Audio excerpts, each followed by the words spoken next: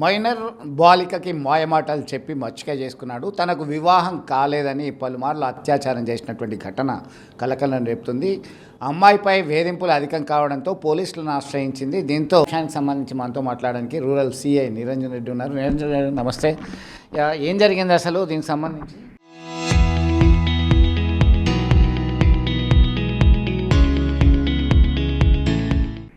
నమస్కారం అండి. మానకొండూరు మండలానికి చెందిన జగ్గయ్యపల్లె గ్రామంకు చెందిన మురళీకృష్ణ అను ఆటో డ్రైవరు.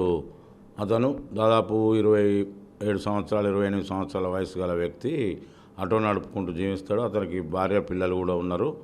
కానీ అతను గత సంవత్సరం క్రితము ఒక కాలేజీ వద్ద కరీంనగర్ రూరల్ మండలానికి చెందిన ఒక మైనర్ అమ్మాయితో పరిచయం ఏర్పడి అదే పరిచయం సులువుగా తీసుకొని అతను ఆమెకు మాయమాటలు చెప్పి ఆటోలో అక్కడ ఇక్కడ తింపుతూ ఆమెను ప్రేమిస్తున్నాను, నేను పెళ్లి చేసుకుంటాను, నాకు పెళ్లి కాలేదు, నువ్వంటే నాకు బాగా ఇష్టం అని చెప్పి ఆమెను నమ్మించి గత కొద్ది నెలల క్రితం తన సొంత గ్రామమైన జగ్గయ్యపల్లెకు తీసుకొని వెళ్ళి అచ్చట వారి ఇంట్లో వాళ్ళు ఎవరు లేని సమయంలో అమ్మాయికి మాయమాటలు చెప్పి నిన్ను ఎలాగూ పెళ్లి చేసుకుంటున్నావు కదా, మనం శారీరకంగా కలవాలి అని చెప్తే ఆమె ఎంతకు ఒప్పుకోనందున ఆమెను ఒప్పించి ఆమెను బలవంతంగా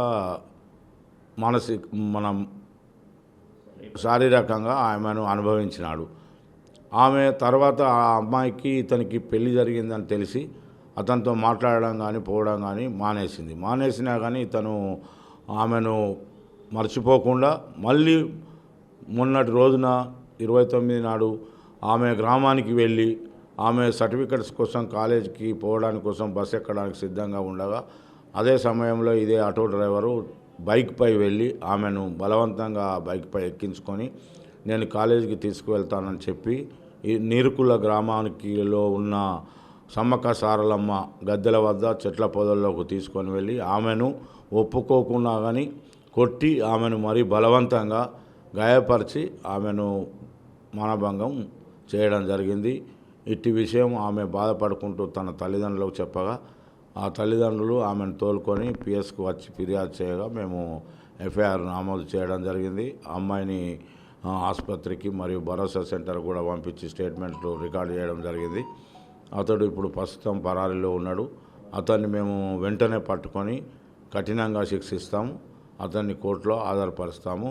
కావున నేను మండల ప్రజలకు, ముఖ్యంగా కాలేజీ అమ్మాయిలకు, స్కూల్ అమ్మాయిలకు తెలియజేయడం ఏమనగా, ఈ ఆటో డ్రైవర్లను కానీ బైక్పై తిరిగే వాళ్ళని కానీ వాళ్ళు చెప్పే మాటలు నమ్మకుండా ఈ ఫోన్లో వాళ్ళతో మాట్లాడకుండా ఉండి జాగ్రత్తగా ఉండాలని చెప్పేసి విద్యార్థినులు అందరికీ మనవి చేస్తున్నాం మా రూరల్ పోలీస్ స్టేషన్ తరఫున.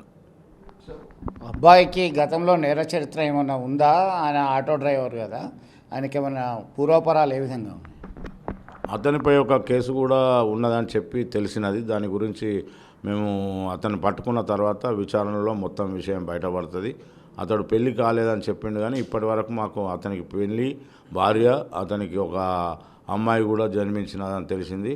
ఇతడు కూడా చాలా ఏరియాలో తిరుగుతూ ఇటువంటి పనులు చేస్తాడని చెప్పేసి మాకు గ్రామస్తుల ద్వారా కొంచెం ఇన్ఫర్మేషన్ వచ్చింది.